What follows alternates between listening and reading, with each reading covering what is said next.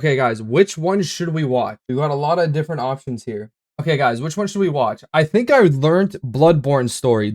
I have watched Bloodborne story, okay? I mean, this one seems like the best one, dude. Elden Ring's lore explained, 30-minute video. All right, anyways. Our story doesn't begin. Get ready for absolute cinema. In the lands between. It begins in the cosmos, far away, with an outer god called the Greater Will. There are a lot of outer gods mentioned in Elden Ring. Outer you can gods? think of these kind of like the great ones of Bloodborne. They're distant beings. They're all-powerful and they're quite unknowable by design. But many of these outer gods want to make their presence felt in the world. Whoa! The Greater Will Best may be ending. most of all. To this end, it sent a golden star hurtling towards the lands between. What? The Elden Star's incantation tells us that this golden star was bearing a beast, an Elden beast. The Elden Remembrance calls it a vassal beast of the Greater Will. If you didn't know, a vassal is someone who holds land on behalf of their overlord. Obviously, this is fitting in this case, because the Elden Beast occupied the lands between on behalf of the Greater Will, and was a living incarnation of the concept of order. As such, this What? This fucking blob? Okay, for him to have all of those feats, why does he look like that? beast would later become the Elden Ring. What? The Elden Ring He's the itself Elden Ring? is made up of runes of power, some great, some small, that together represent a sort of logic for the world to follow. Thus, the Elden Ring represents order. The true nature of this order is a subject of constant debate and research undergone by fundamentalists. But two of the key fundamentals are the laws of causality and regression. You can think of the law of causality as cause and effect, where actions have consequences, and those consequences are new causes that branch out into infinity. These are the relationships between things. Then there's the law of regression that states that all things eternally yearn to converge and return to their roots. Fittingly, then, the Elden Ring is housed within the Erd Tree, which towers over the lands between. But it's very important to stress that life in the lands between... So, the Elden Ring is in the tree, and the beast is the ring, pretty much, okay? ...did not begin with the Erd Tree. The Elden Yo, this is low-key confusing to understand. Am I just autistic? Like... Ring or the Elden Beast. No, the lands between were occupied well before the Greater Will came. Ew, I hate that thing. There were other beings here. There were other factions Oh my god, here. oh my god. He's There showing were the other worst gods things. Here. And there was even another great tree here before the Erd Tree. And this is where a huge twist regarding... Wait, is that the DLC? Before the DLC was even announced? ...the Erd Tree comes in. So... there are incantations in the game called Aspects of the Crucible. According to their descriptions, these are manifestations of the Erd Tree's primal vital energies. And I quote, "They are an aspect of the primordial crucible where all life was once blended together." But how could all life be blended together in the Erd Tree if the Erd Tree appeared after life existed? Well, there can only be one answer, right? That the Erd Tree is a parasite. And it took over a tree that existed here he seems to be nerfed a lot on the before. game. He would have nuked the whole universe and multiverse, I mean the Elden Beast. And it took over a tree that existed here before. This It's like a ancient symbiote. tree was called It's the Great the other Tree. tree where you fight the So black the Great dragon? Tree Oh. was almost certainly the location of this primordial crucible, and it must have been a very powerful primordial force for the Greater Will to have commandeered. It might even be the reason the lands between is important to the Greater Will in the first place. It also explains why spells and enemies related to the Great Tree's crucible would eventually be looked down upon. For example, the knot talisman is fashioned from a knotted vestige of the crucible, and it was considered a like ginger. signifier of the divine in ancient times, but is now increasingly disdained as an impurity as civilization has advanced. Enemies related to the crucible are the Omen, the Misbegotten, and the Crucible Knights, and all three of them would be shunned, enslaved, or imprisoned. Oh, Those damn. who speak for the Erd Tree Poor Crucible don't want tree. you to know its They'll roots, hate them. so to speak. According to the spell, protection... Wait, so what do the Crucible Knights look like without a helmet? They gotta be fucked up then. In the beginning, everything was in opposition to the Erd Tree, but through countless victories in war, it became the embodiment of order. Yo, why is this In tree... Marika's own words, The Erd Tree governs all. The choice is thine. Become one with the Order, or divest thyself of it. To wallow at the fringes, a powerless upstart. But the Greater Will needed more than a big tree. It needed loyal agents in the lands between. To this end, it has the Two Fingers, who are its envoys. The Two Fingers heirloom has a weird picture of them, but it reads, "Of course, fingers cannot speak, yet these are eloquent. Persistently they wriggle, spelling out mysteries in the air. Thus did we gain the words of our faith." These words are interpreted by the finger readers. These are the undying old crones that you would have found throughout the lands between. Oh, hell no. They pass down the wisdom of the Two Fingers, or at least they used to. Your fingers, please, your fingers. Yoshikage Kira, I can read them. Most of them appear to have lost their purpose, and they're desperate to read your fingers and tell you annoying riddles, since his voice low-key turns me on. Brother, what the fuck? their two fingers are likely dead. Smash! Yes, of course, there are multiple sets of two fingers. You would have found their corpses on the tops of the divine towers. Atop these towers, you loot the fingers in order to activate the true power of a great rune. Oh. Specifically, though, you are giving benediction back to your great rune. You're taking a blessing back from the two dead fingers, essentially. This is just one of many blessings that the two fingers can bestow, and my point is kind of that the two fingers clearly have more than just influence. They have real power on some level. Ew, they're gross. The Greater Will needs these powerful envoys and agents because, while it's obviously incredibly powerful, it does seem limited by a few things. First is space. The Greater Will didn't come to the lands between itself, it sent an Elden beast to do its bidding instead. Second is time. There is a moment later in the game where your pair of two fingers goes still because they're forced to commune with the Greater Will for guidance. When they are finished, wait, really? I've never the noticed that. fingers will again offer their guidance. But thousands, if not tens of thousands. When was TS made? 4 years ago. 4 years ago. Of moons must first pass, no matter for me. But you, how will you ever manage to wait? So the Greater Will needs a physical manifestation of order. It needs envoys to convey its will, but what it also needs is a god. Introducing Marika the Eternal. Oh, here we go. Utterly enormous mind map of Elden Ring's lore, and there's a reason she's at the center. Dude, this is what he has to do to like learn the lore. Enormous mind map of Elden Ring's lore, and how do they even come up with this? Bro, it has to be. There's no way that this is all coherent to them. They just put a bunch of random shit and it connects somehow. There's no way that it's actually carefully crafted. Because look at this shit, bro. What the fuck? There's a reason she's at the center. She's essentially the equivalent of Gwyn from Dark Souls, except unlike Gwyn, Marika didn't just crawl out of the dark and find power. To an extent, it seems like she earned it. We don't know much about her origins, except that she is of the Numen race, which is actually an origin that you can choose in the character selection screen. Wait, really? Numen come from outside the lands between, and are supposed descendants of denizens of another world, long-lived but seldom born. At some point, Marika was chosen as an Empyrean. What is an Empyrean? Well, an Empyrean is a being chosen by the Fingers as a candidate for godhood. As an Empyrean, Marika received the aid of a shadow to do her bidding. So what is a shadow? Well, it's a wolf, shadowbound to its Empyrean by the two fingers. Luna Princess Rani is another example of an Empyrean with a shadowbound beast. You would have met Blythe. That thing is huge, not bigger than Cloud's forehead. All right, buddy.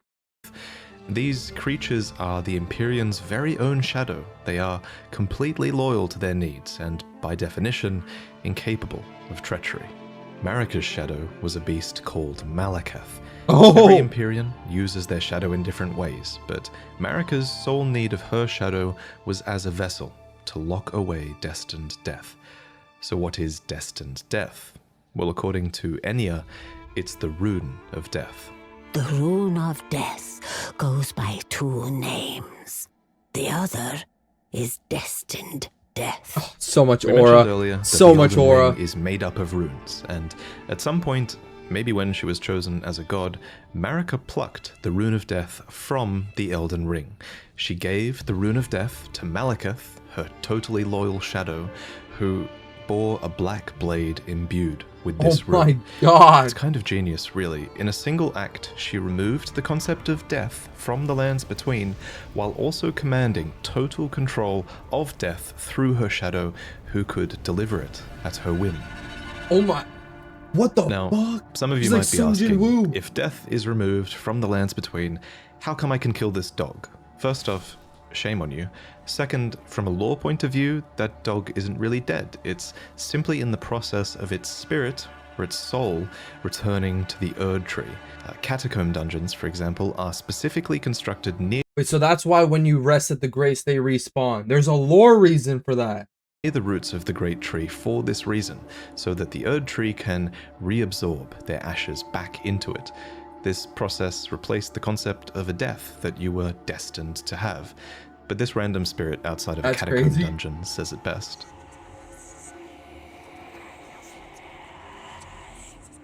As another example of this theory, when you kill a major boss, Bro, this like just makes you respect the game so much more. That like they actually just throw in the lore into places, like everything is actually calculated. It's not just random. It looks random, but it's not. you receive a remembrance of them.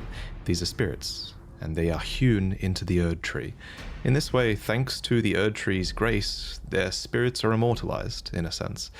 This new form of death also explains what's happening when you summon spirits. From ash and return to the Erd Tree. Oh my However, some god, they, spirits never return to the Erd Tree, and they rise within death as corpses or skeletons instead. the reason summons exist is for lore reasons? Dude, this is So actually this was the fire. new order. And it's important to stress that it was in this moment, when the rune of death was removed, when destined death was taken, this is when order became the Golden Order. The forbidden shadow plucked from the Golden Order upon its creation. Specifically, this was Marika's Golden Order. So not only did she become a god and a vessel Unlike FNAF, that shit is confusing. This one is not. Bro, it's because FNAF lore is like I think it's because the creator of FNAF added lore but didn't expect it to actually like blow up, and then he just keeps adding to it as it goes. So there was never like a coherent story. He's just kind of going with the flow, and then it just becomes confusing because like there's plot holes and shit. for the Elden Ring, she became renowned as Marika the Eternal for her removal of destined death. It was a huge part of her character and her reign as well. However, Marika had more than just death to conquer. She had wars to fight, as the world was occupied by many forces that could threaten her Oh Golden shit. Order. There was war with the Stormlord, who likely ruled over Stormvale, and there was a war with the Giants, Stormlord. who were masters of a flame that could burn the Erd Tree. There was war with the ancient Oh, wow. dragons, who incidentally had stones that could twist time and thus slay a god. And What? finally, there was war brewing with the Carrion royalty, who had previously obeyed laws which contravened the Golden Order. Thus, sort of similar to how the Greater Will needed an Empyrean to enforce its will, Marika herself needed someone to wage war. So, there was to be a husband, a consort, an Elden Lord. Consort. The man chosen was Horalu, a ferocious warrior who became known as the Lord of the Battlefield. His crown was warranted with strength, and while it was for this strength that Marika married him, he was also required to take a vow to conduct himself as a lord. To suppress the ceaseless lust That's for why he's battle the that first raged Elden within, Lord. Horalu took the beast regent Sarosh upon his back. You'll notice this is another example of a beast being given for the purpose of serving order. Thus, in this moment, he went from being Horalu, warrior, to Godfrey, the first Elden Lord, consort to Queen Marika, and a certified demigod. Godfrey and Marika had 3 demigod children together. There was Godwyn the Golden, who you saw being killed in the opening trailer. Godwyn, and There were okay. also the reviled Omen twins, Morgoth, who guards the Erd Tree, and Moog, who became Lord They're brothers? of Blood. You might think that Godric was another demigod child, Wait, I thought Radagon was the husband. Am I tripping? but he actually wasn't. Instead, he was probably descended from Godwyn.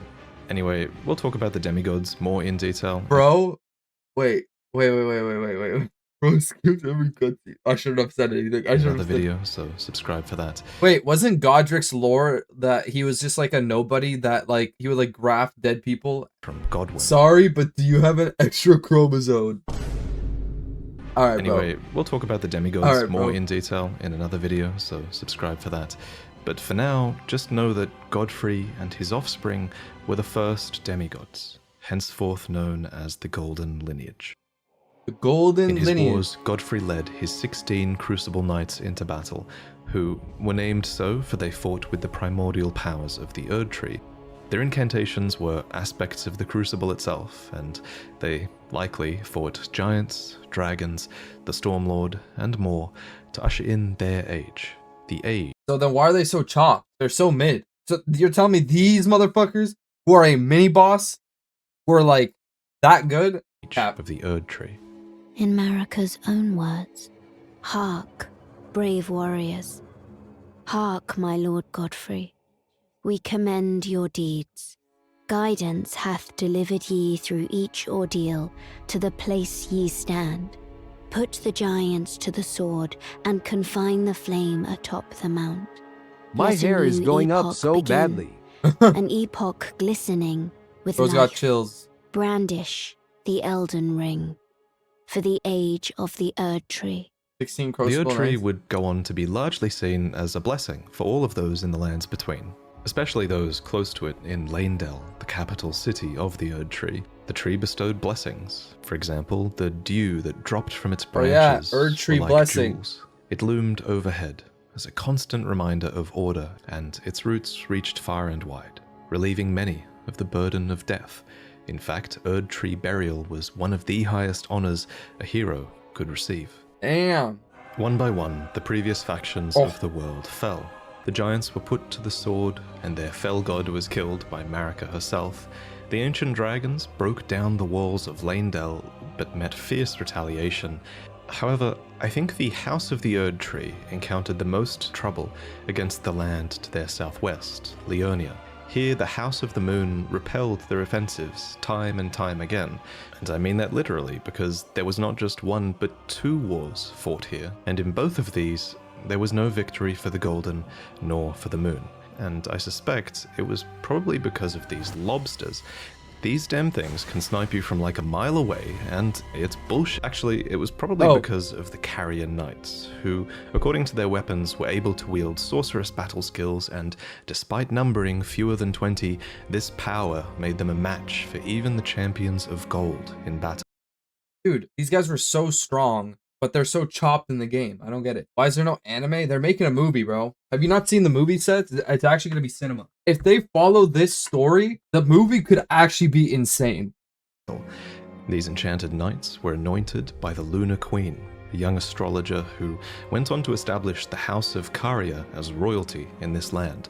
With her bewitching lunar magic, she won over the Academy of Raya Lucaria, where glintstone sorcery was What the studied, fuck? and united What the is this Carian royal evil? family and the learned scholars of Raya Lucaria defended their home from the golden aggressors. At the head of this great golden army turtle! was Radagon. Lord Radagon was a great champion, possessed of flowing red locks. He came to these lands at the head of a great golden host. When he met Lady Renala in battle, These two champions clashed, fell in love, and joined their house. Radagon was Renala's wife or husband. Wait, so how did Radagon spawn in? Radagon once cleansed himself with celestial dew, repented his territorial aggressions, and swore his love to Renala. The order of the Erd Tree and the fate of the moon were conjoined. Radagon was the wife. At this point, stop talking. And all the wounds of war forgiven. You might think it strange that the Greater Will would permit this union, but It's not too odd, all things considered. As with most From Software games, sorcery and faith are just two sides of the same coin, and both of these powers stem from the cosmos. Radagon and Renala were known to have 3 children together. Lunar Princess Rani, who inherited her mother's Elden Ring propensity lore. for lunar magic. Rani, oh my god, she's so bad. Radan, who took after his father Radagon and would go on to master Lil Bro gravitational dropped the magic. prices and even more scissor wilted flour. What? Rykard, who pioneered new hex sorceries and would Oh, go on God. to feed himself to a great serpent. It follows that at some point after this, Marika began to harbor doubts. Doubts about the Golden Order that she had A had doll, a hand by the in way. creating. In Marika's own words, I declare mine intent to search the depths of the Golden Order through understanding of the proper way. Our faith, our grace is increased. Those blissful early days of blind belief are long past. My comrades, why must ye falter? And it's at this point that we should talk about Marika's motivations, her character. This is surely going to be one of those huge points of debate in the coming years, but for now, my working theory is that she wanted to discover the truth behind order and the truth behind the greater will, and she believed that bonds had to be broken so that they could be better understood. She believed that there was great meaning to be found in hardship. Queen Marika has high Interesting. hopes for us, that we continue to struggle unto eternity. For Lord Godfrey, his So struggle she had kids with both Radagon and Godfrey.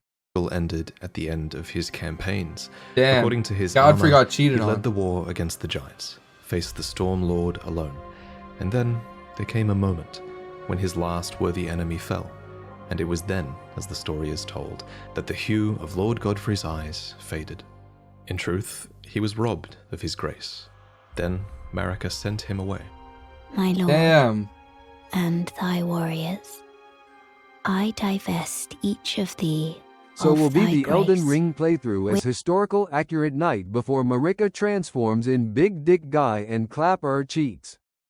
No, bro. With thine eyes dimmed, ye will be driven from the lands between. Ye will wage war in a land afar, Holy shit. where ye will live and die. This became known as the Long Radgun March and of the Marika are the Tarnished, same as people. Yes, I know. Godfrey and his Now I know. tarnished descendants walked away from the lands between. But Queen Marika absolutely had a plan here, that Lord Godfrey and his descendants would one day return stronger, having struggled outside of grace.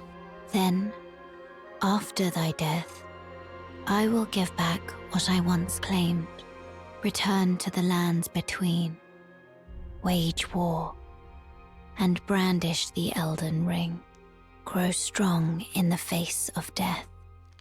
Warriors Such an of aura. my lord, Aura Lord scene. Godfrey. Soon after, she found a new husband. Either that or a new husband was found for her. When Godfrey, Another first one? Elden Lord, was hounded from the lands between, Radagon left Renala to return to the Erdtree capital, becoming Queen Marika's second husband and king consort, taking the title of Second Elden Lord. The mystery endures to this day as to why Lord Radagon would cast Lady Renala aside, and moreover, why a mere champion would be chosen for the seat of Elden Lord. Whatever What? the case, Wait, so who's the second guy? Renala became demigod stepchildren, granted grace thanks to their new family tree. Renala was broken by this. Me. So was her country, Leonia. The Queen's set reads, when Renala, head of both the Academy of Raya Lucaria and the Carian royal family, lost her husband Radagon, her heart went along with him. And then those at the Academy realized that Renala was no champion after all. In the wake of Radagon's betrayal and Renala's poor judgment, Leonia struggled with civil war, with the Academy of Raya Lucaria on one Damn, side bro. Poor Renala, man. She got done dirty. She got done real dirty. I'm the god of gooning. Yo, guys, I don't play that game. Oh, holy and league. the Carrion Royals on the other. And it's here, during the age of the Erd Tree, that Lunar Princess Rani, daughter of Renala and Radagon, stole a fragment of the Rune of Death. It happened during the golden age of the Erd Tree, W. long before the shattering of the Elden Ring. Someone stole a fragment of the Rune of Death from Malekith, the Black Blade. As mentioned previously, Malekith How? was Marika's shadow, and How? he had sealed destined death in a black blade. Then a fragment, only a fragment, of this Rune of Death was stolen. And once this happened, Malekith went a step further in protecting destined death. He bound the blade within his own flesh, such that none might rob death ever again. It was too late, however. This fragment of the Rune of Death was used immediately, that night, to kill a demigod, Marika's own son, Godwyn the Golden. That was Oh, the that's first how recorded Godwyn death died. of a demigod in all history. And it became the catalyst. Oh, Soon, the Ew. Elden Ring was smashed, and thus sprang forth the war known as the Shattering. Now, there is a lot of really credible evidence that Marika was behind this plot to have a fragment of the Rune of Death stolen. There's also a ton of evidence that Marika is behind the entirety of your tarnished quest, but America's a bitch. we'll talk about that in another video. For now, all you really need to know, in terms of the timeline at least, is this. After the marriage of Marika and Radagon, and after a fragment of the Rune of Death was stolen, Bro, okay, am I stupid? How did Marika get married to Radagon if they're the same person? What? Marika went on to shatter the Elden Ring, and Radagon attempted to repair it, to no avail. The Elden Ring had been broken into runes, some great and some small. You know, it's said that Lord Radagon harbored a secret. A famed sculptor of the Erd Tree capital was once summoned to render Lord Radagon's likeness in giant We don't know that. It's never explained. stature when he glimpsed the skeleton in Radagon's closet. And as such, Whoa. it's said the great statue harbors his secret too. Of course, I didn't know you could do the that. huge twist in Elden Ring is that Radagon is Marika, or depending on what you believe, he became her, for she knew it was going to happen. In Marika's own words, O Radigan, leal hound of the Golden Order, thou art yet to become me. Thou art yet to become a god. I'm Let us happy be we killed her. shattered, both. Mine other self. You can tell when From Software is keeping something a little bit open-ended, and of everything in Elden Ring's lore, this will also go on to be one of the biggest unknowns as we move forward. For example, the wording, "thou art yet to become me," reinforces that Marika and Radagon were two separate entities before the Shattering. However, in What? contrast, there is also evidence that Radagon was always part of Marika. For example, Enya says that The demigod Imagine fucking Marika and she switches mid. What the fuck? gods are each and all the direct offspring of Queen Marika. Oh my but how god. can this be if Radagon married Renala and had those demigod children? The only way that makes sense is if Radagon was always Marika and he just went over there to seduce Renala long ago. Yeah, he I'll just present wanted more he just concrete wanted to theories in the hit, future, bro. but on this matter, the most important thing is, what do you think? While you can figure out a ton of Elden Ring's story, not all of it is open to interpretation. Certain things are, and this is one of them. And your interpretation is a big part of what makes this story special. At any rate, the union of Radagon and Marika seems to be a union of two fundamental opposing laws of the Golden Order. We mentioned these laws earlier, actually. There's Oh, I don't know, dude. That's weird as fuck, bro. Radagon is Marika or it's not. the law I of don't even know. causality, and Marika is an agent of cause and effect. And there's the law of regression, as Radagon is a character who aspires to be complete and regress together. So I have a theory that forcing these two beings that represent these concepts together would have corrected Marika's deviance. But even so, she was imprisoned in the Erd Tree for the crime of the Shattering. Marika's trespass demanded a heavy sentence. Good. But even in shackles, She remains a god and the vision's vessel. The conjoined Radagon and Marika even had two demigod children of their own, Mikola and Millennia. These two children were born afflicted.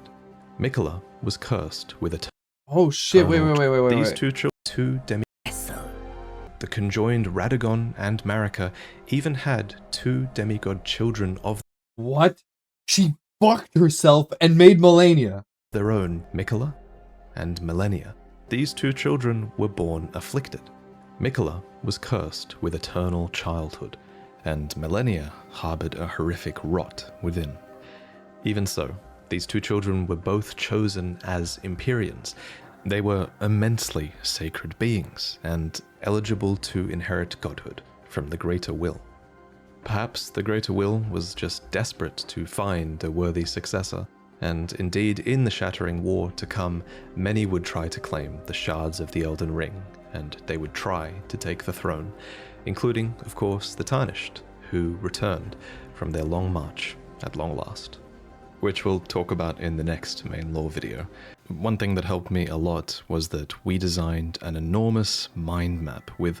But wait, so okay, this explained, I guess, how the world became, but like, what about Melina? What's her place? Where the fuck did she come from? What about the Tarnished? What does the Tarnished have to do with this? pretty much all of Elden Ring's lore. Guys, should we watch DLC's lore as well? Lore Revelations in the Shadow of the Erdtree. Is this it? I'm willing to bet. You should have watched a 12-hour lore video. Yo, bro, I could barely pay attention to 1 minute, and you're talking about 12 hours. We don't care what you do. We are watching anyways. Thanks, bro. As soon as you entered You're this the place, you knew that we were going to get some answers in the Shadow of the Erdtree. And we have. There are satisfying revelations regarding Queen Marika, and Mikola, and the Omen, and dragons, and the gods. And now know what Melania whispered to Radahn in this scene, before her scarlet I low-key frown want to see this bloomed too, in though. Caelid. This video will only scratch the surface. 'Cause now I'm curious. It's just an overview, a teaser There of new acutely is some revelations things that and don't the explain not much. foreshadowing of a deeper analysis to come. So let's get into it, and this time let's begin at the end. Oh, wow, okay. After you defeat the final boss, promised consort Radahn, Fuck this on your boss. 400th attempt, you can Yep. read the remembrance of a god and a lord, which states, in their childhood, Mikola saw in Radahn a lord, his strength and his kindness that stood in stark contrast with their afflicted selves. The cutscene that plays here is a memory.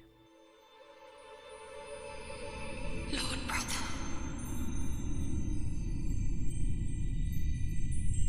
I'm going to be a god.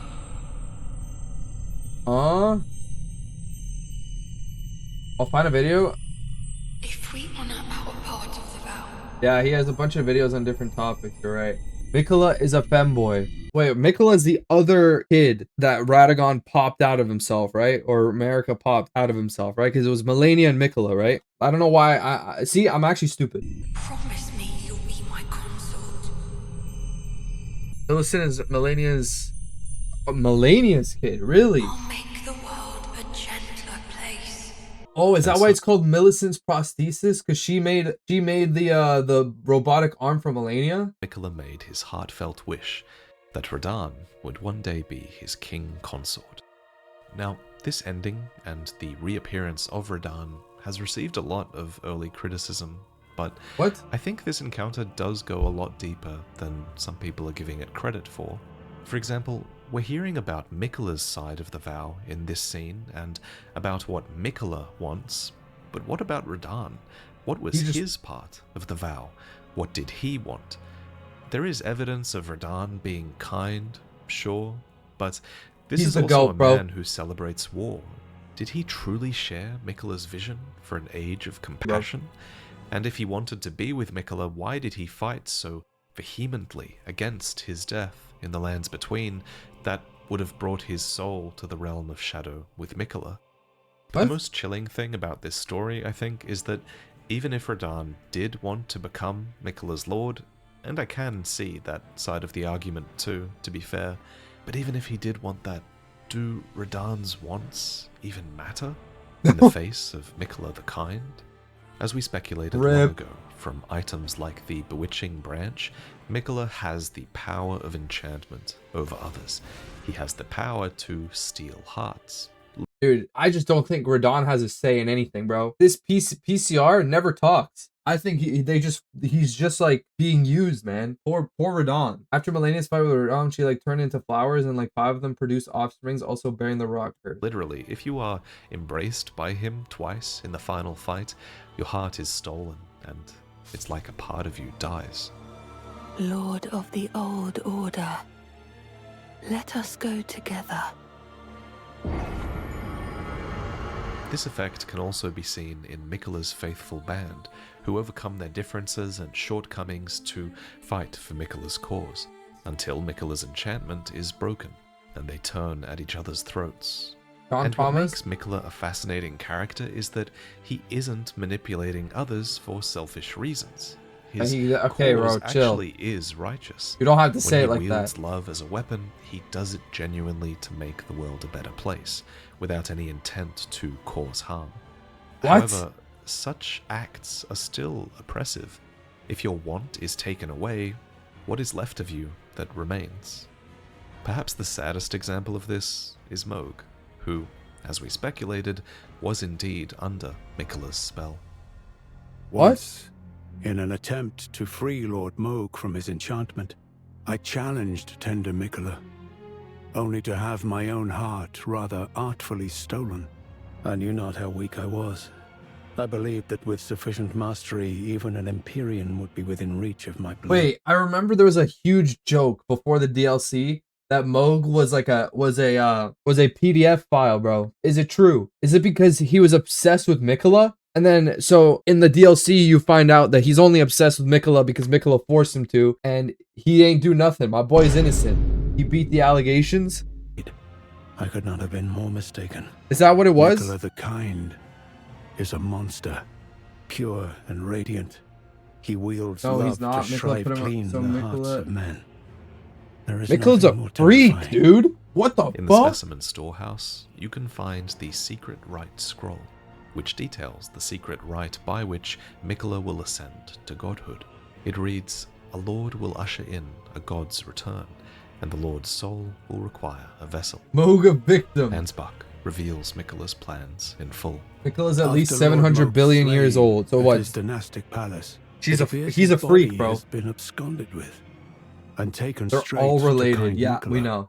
As if using Lord Mohg to gain entrance to the land of shadow were not enough, he plans to use his corpse as the vessel of his king consort. He has forsaken Lord Mohg's soul. He desires only his empty shell. Bro, they're doing my boy Mohg dirty. I mean, fuck Mohg, but damn.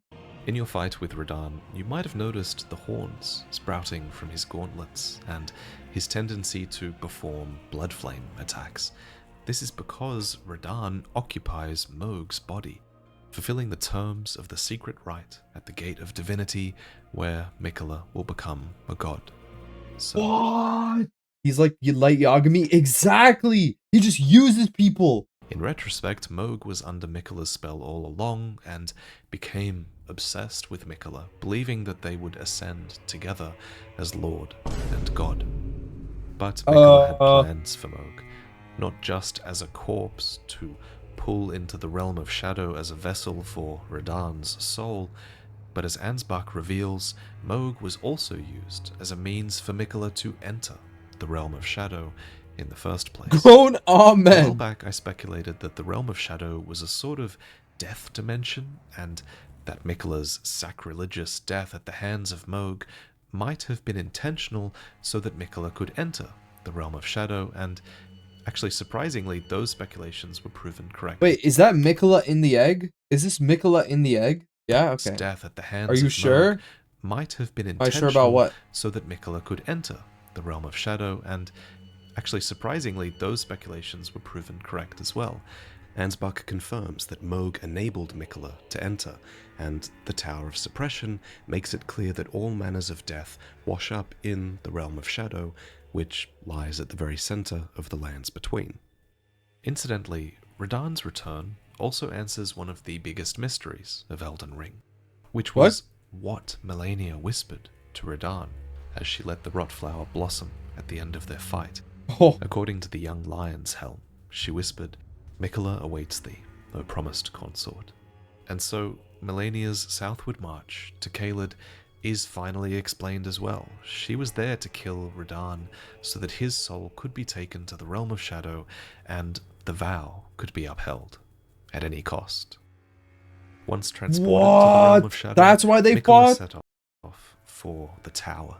And as his great rune says, on the way he abandoned everything. His golden flesh, his blinding strength, even his fate. All Nicholas set off the tower by a shadow, abandoning everything, all in an effort to bury the original sin. in this attempt to bury the original sin, to embrace the whole of it and be reborn as a new god. Miquella has said as much himself. He wishes now to throw it all away. He says the act, though undoubtedly painful, will sear clean the Earth Tree's wanton sin. The truth of his claim can be found at each cross, which is evidence enough to earn my belief. But what was the Erd Tree's sin that Miquella died and was Never reborn mind. for? Well, now we've talked about the end, this brings us to the beginning. Miquella the Kind spoke of the beginning. The Oh. seduction and the betrayal. Oh, I remember that. Not liking An that affair cutscene. from which gold arose. And so too was Shadow born. These Cinema. words come from Leda, and while she never says them in-game, they're pretty damn important, because with Marika in the footage, it's clear that this was her seduction and her betrayal.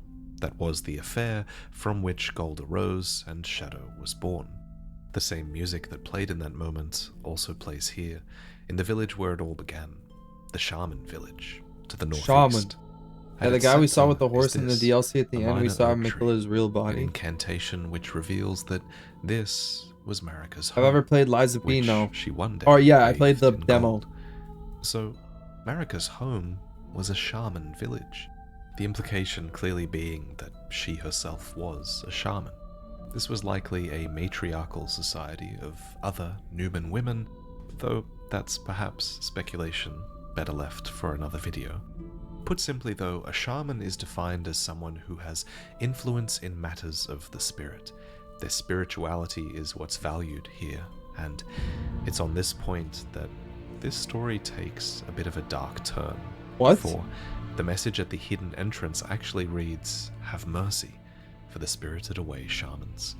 Adjacent to this message is the statue that moves aside at the sign of the "O Mother" gesture in Messmer's Shadow Keep. This emote is a clue to the truth, and it actually leads us all the way down here to where the "O Mother" gesture can be found. This dire place is called Bonny Village, and Bonny a phantom Village. at the Whipping Hut here elaborates on just who the shamans The music. were, or rather, the value they had. He states, "For pity's sake, your place is in the jar. Nigh sainthood itself awaits you within. That's For your shamans block. like you, this is your lot. Life were you accorded for this alone." So the shamans, in the words of their abusers at least, were accorded life for a singular purpose, and that was to be stuffed inside of jars with others. A nearby whip, bestrewn with rotting, misshapen teeth, elaborates on how and why it was used on the shamans. For one, it states that the pain it inflicts was used to Am I a encourage freak for their loving obedience. Miquella? Yes. Additionally, Fuck it says that Miquella. as their wounds ripen, they grow inflamed and ooze pus, and the flesh of shamans was said to meld The village is just men and one girl. harmoniously with others. 1,000 men. So it is that the shamans stuffed into jars become this living amalgam of beings, presumably with the flayed shaman herself at the fore. So now we know what happened to the shamans. They were whipped into submission and forced inside of jars. We know a little bit of the why as well. Apparently it was done so that they could become saints. But the next question I want to answer is who? Who did this to them? Well, it was the Hornsent. The caterpillar mask, worn by Hornsent himself, reveals that it was a ritual implement of the greater potentates of Bonny Village, which is this very village where we just discussed the evidence of the shaman's abuse. It goes on to state that the mask was used to ward off thoughts of impurity, doubt, temptation, and other wickednesses one is vulnerable to while absorbed in divine ritual. And man, if you need to ward off thoughts of doubt and wickedness while you're stuffing flayed people inside of jars, maybe what you're doing is just straight up wrong. I'm starting to understand why Marika purged the realm of shadow with fire. Yeah, It's, bro. as Letta says. They were never saints. They just happened to be on the losing side of a war. But if this mask wasn't proof enough of the Hornsent being responsible, look at Ballarat Jail. It's below Ballarat itself, which was the settlement of the Hornsent, and to this day the innards and the shamans remain, with the shamans offering their prayers to the innards of the great jars, such that they might be reborn one day into sainthood. But what is sainthood? Well, it's never explained directly. I do have some ideas, but they might have to wait for another video. What we do know is that the Hornsent were obsessed with invoking divinity, these people, and forcing the shamans to achieve sainthood was likely one facet of that. So, it's the Hornsent that we need to discuss next. The Hornsent are an extremely ritualistic people, with swaths of their culture devoted to spiritual research and invoking the divine. And one of the most sacred things to them is the crucible, which they have to thank for their tangled horns, which are considered an evolutionary gift. If you didn't know, the crucible has been long established as this primordial form of the Erd Tree, a blending of life that became the Erd Tree's primal This is crazy that every enemy has a reason for being there. That became the realm of shadow. This becomes quite clear thanks to Devonia, who is the longest serving of the Crucible Knights. Oh wow. According to her helmet, she quested in search of the Crucible's origin and departed from the lands of the Erd Tree alone. Except the damn dogs. Yeah, fuck the dogs. A clue for the Crucible is Spira, an incantation for a spiral of light. The spiral, it says, is a normalized crucible current that so much. One day will form a column that stretches to the gods. Maybe it's no coincidence that the White Tower of Ballarat is a spiral, nor that it culminates in a divine gateway that is a column of the dead stretching to the gods. There's also trees that include the dead, but I digress, I'm getting off topic. Back to Marika, because at some point it seems Marika rose to prominence within or adjacent to this Hornsent culture.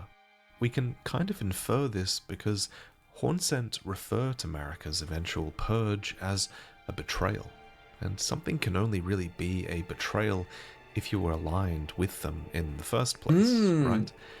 So the Hornsent were aware of Marika. I'd be happy to be in the world of Elden Ring as well, before what they call the betrayal. If you survive. But how? How did Marika rise to such power in their homeland where she was presumably a shaman, one of those subjugated? Well, before there was this betrayal, there was a seduction from which gold arose, and I think the fingers had a hand in it. Oh god, of course it's the fingers. It's always the fingers. To the whole of it. The conceits, the hypocrisy of the world built upon the Erd Tree. The follies of men. Their bitter suffering. Is there no hope for redemption? The answer, sadly, is clear. There never was. But the Elden Ring world has Ranni? Okay, yeah, you're right. They were each of them defective. Unhinged from the start. You right. Marika herself. And the fingers that guided her. And this is what troubles me. No matter our efforts, if the roots are rotten, then we have little recourse. Where's that? Ymir is the high priest of Manus Meta, a cathedral of the hand to the east. Fuck that place. Once he instructed Relana herself. Oh god, PTSD. but eventually he would come to abandon this allegiance to the moon, stating that the moon was merely the closest of the celestial bodies, and nothing more. I am a glintstone sorcerer. We study the stars and examine the life therein. Are you familiar with our findings? Long ago, we began as stardust, born of a great rupture far Man, that guy's across voice the is crazy. skies. We too Great are rupture. children of the greater will. Is that not divine? Yo, why don't they give me YouTube Premium for free? Come on Is now. that not sublime? I think I deserve And it. yet, none All good. What can about you? fathom I'm its chilling, bro. We're implications. learning lore. Its utter brilliance. How's your In day the been? ruins It's of been this alright. land and beneath Manus Meta itself are the echoes of that greater truth that Ymir glimpsed. This is Meta herself, the mother of fingers. Her remembrance reads, of all 2 fingers and finger creepers was in turn a magnificently gleaming daughter of the greater will and the first shooting star to fall upon the lands between. She ain't no You might star, recall bro. the Elden Ring and the Elden Beast made landfall in the lands between upon a star as well, but Meta came even before that. So it was that this mother birthed the fingers, communing with and receiving signs from the greater will, who occupied the great beyond. But at some point, Meta became broken, abandoned, and no sign has come through ever since. Do you recall what I said? That Marika and the fingers that guided her were unsound from the start? Well, the truth lies deeper still. It's not clear when Meta was broken, abandoned, but I assume it was before Any Marika Roblox? started taking the guidance. I mean, maybe, but like, I don't know what game we'd play. Since Ymir states that the fingers were unsound from the start.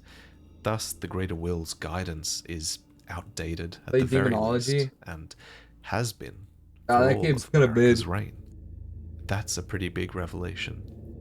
Incidentally, Placidusax was The Demonology video is Elden peak? Lord before Marika, and he was abandoned by his god as well, so maybe things became broken around that time. Lots of speculation Oh to my- be had there. Look at the aura, At any bro. rate, abandonment by the greater will, or no, Marika took up the power of the Elden Ring that the fingers offered for her own reasons, and the abandoned fingers spread the glory of the greater will through her, and she through them. Another important What? Wait, so she had the power, and then Marika, and she offered it to Marika, and Marika was like, nah, I'm good. You know what? Based Marika. Screw this on this thing. topic is the ancient seed talismans that can be found, depict the 2 fingers around an Erd tree seed. They had a hand in the birth of the Erd tree. All this while, the fingers claimed to be envoys for the greater will, but that's a lie. The greater will is gone. The fingers are alone, operating on outdated guidance. This is something that many characters suspected, but most characters in Elden Ring assumed that this happened around the time the Elden Ring was shattered. It's a revelation that the fingers have been broken for a really long time, and so the Tarnished too is alone, following this guidance of grace that now likely only belongs to Marika herself, if anyone. And Marika might have played friendly with the Hornsent for a time, but eventually she had what was surely vengeance. She had beef with them. The Hornsent were purged, subjugated, and betrayed. The realm of shadow became Low-key deserved, this though. disconnected domain of death, and the shadow tree that looms high became the realm's symbol of abandonment, not grace. Before she left, Marika bathed the village of her home in gold, placing a small illusory tree that restores the health of those nearby. She did this knowing full well that there was no one left to heal. Then she left, never to return. Not even for her son, who she left behind to endlessly enact her subjugation of the realm of shadow. What? She had another kid? Well, how many kids does this freak have? So, next, let's talk about Messmer, The GOAT. My favorite boss. Impaler. As anticipated, Messmer is entirely loyal to his mother, who is Queen Marika. His armor reveals that, on his mother's wishes, Messmer made himself a symbol of fear, undertaking the cleansing crusade she desired. And in the end, all those stripped of the grace of gold would perish. In the embrace of Messmer's flame. To this end, he had his Black Knights, Fire Knights, and common infantry, not to mention the Carrion forces who followed R'hllana into war on Messmer's behalf. So it was that the Hornsent were purged in a war without end. A phantom at Castle Ensis bemoans, "O Marika, I beg, embrace your child, and give us a sign. How long must this holy war stretch on?" But Marika never returned, testing their faith. One phantom even raises the possibility she abandoned, Messmer bro. himself has been abandoned. And he has. The final straw for him is when you, a tarnished who would become Elden Lord, arrives at his doorstep. He crashes out. I will not suffer. A lord devoid of light. No mother. Forgive me. Bro actually has mommy issues. Oh, I remember this cutscene.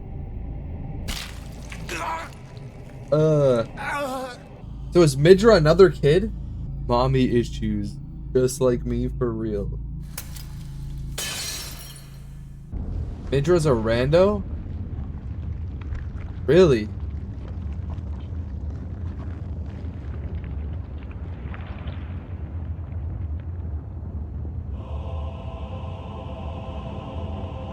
Soon, tarnished. Cinema, bro. So good. Man, I missed the first time I played this. Wilt thou be taken in the jaws? Bro, I can't wait until they release another game. Abyssal serpent, shorn of light. Like his siblings, Messmer was born cursed.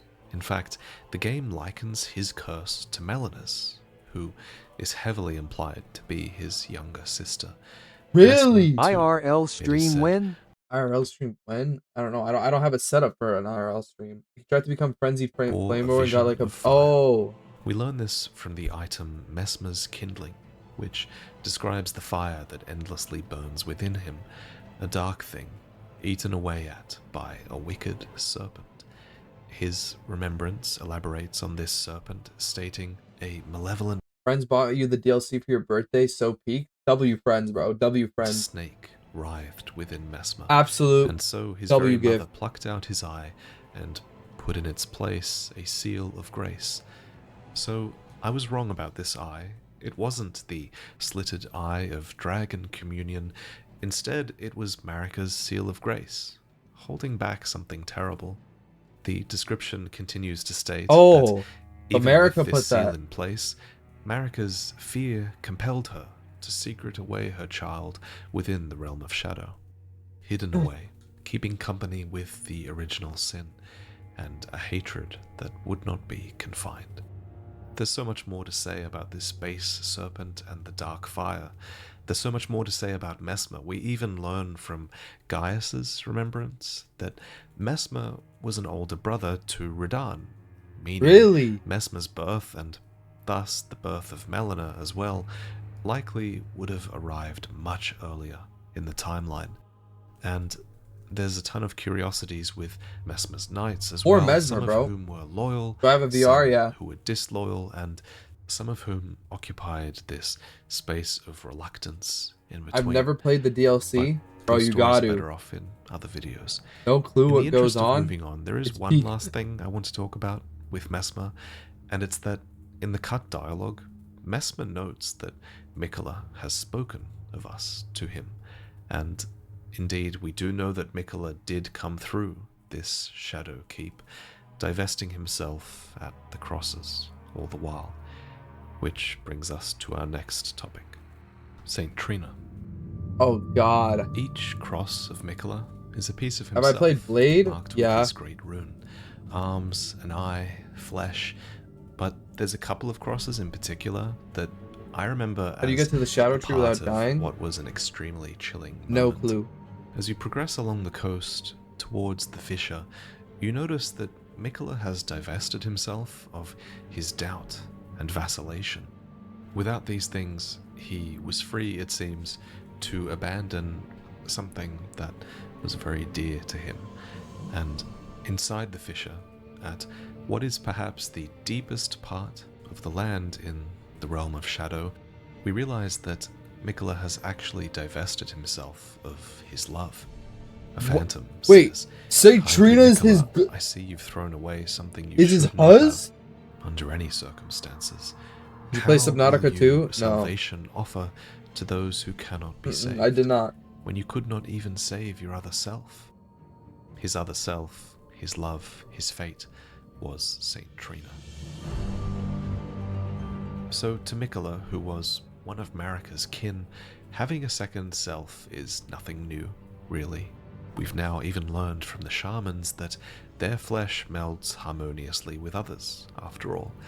Actually, the fact that St. Trina was able to be discarded might even suggest that Radagon could have become divested from Marika in a similar way. But Mikola's other half was truly special, and she was renowned for granting peaceful sleep to many in the lands between, which I imagine would have been very much appreciated in this land that's filled with the weary undead. So St. Trina naturally had many followers, and perhaps at the fore was Tiolier, whose obsession with St. Trina returns almost immediately when Mikola's enchantment finally breaks. I'm feeling rather lost, haunted by memories of St. Trina, her visage, her scent, the lure of velvety sleep. Would kindly Mikola chasten me for falling for St. Trina, while knowing that she was the discarded half? What the? The problem is, I simply cannot help it. I would sacrifice What is that thing, bro? Just to gaze upon her one last time. Holy sim. St. Trina is what an idiot. Defended by a putrescent knight, who is basically tainted flesh once given eternal rest that now serves St. Trina. Die enough times to St. Trina's nectar, and you will hear her words. Oh yeah, that was the secret cutscene. Mikola. Stop. Oh wow, so she doesn't agree with him. Turn the poor thing into a god. Wait, what? Godhood would be Mikola's prison. A caged divinity is beyond saving. You must kill Mikola. Grant him forgiveness. All of this makes you realize that if godhood really would be Mikola's cage, as St. Trina believes, then it really might have been Marika's cage as well. It echoes what the Saw Seals suggested long ago, that solemn duty weighs upon the one beholden, not unlike a gnawing curse from which there is no deliverance. In the end, Marika's caged divinity is likely a part of why she shattered the Elden Ring. And so Mikola's divinity would surely come at a cost to him. He would essentially be sacrificing himself to bring about that gentle age in the name of everybody who would fall under his enchantment. And this enchantment is a tendency that Mikola regains when he returns in full force as a god, because once charmed by Mikola, a circlet of light adorns your head, and according to the description of the circlet of light, which you receive after Mikola's defeat, this enchanting circlet would have been the foundation of Mikola's Age of Compassion, not the Elden Ring. Presumably, in his age, all would be charmed. But Mikola found one that would refuse to be embraced. You. No wonder, as one god and one king consort is all the world needs, and you're the chosen Elden Lord of a different age, whatever ending that may be for you.